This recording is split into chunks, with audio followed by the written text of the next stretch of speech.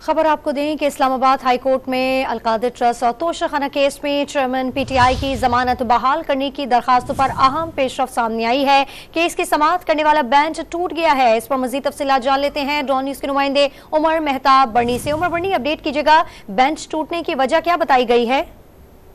जी देखें, आज Islamabad high court के चीफ जस्टिस आमिर फारूक और जस्टिस बाबर सत्तार पर मुश्तमिल डिवीजन बेंच ने अलकादिर ट्रस्ट और तोशाखाना केस में चेयरमैन पीटीआई की जमानत बहाली की दरख्वास्तों पर समाअत की। दौरान समाअत जस्टिस बाबर सत्तार जो थे वो चेयरमैन पीटीआई की दरख्वास्तें सुनने वाले बेंच से अलग हो गए।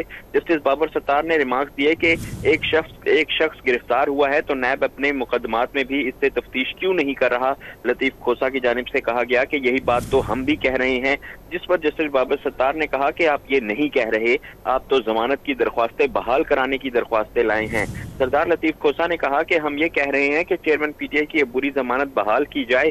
जस्टिस बाबर सत्तार ने इस्तफसार किया कि एक शख्स अगर गिरफ्तार हो चुका है तो बुरी जमानत कैसे बहाल हो सकती है।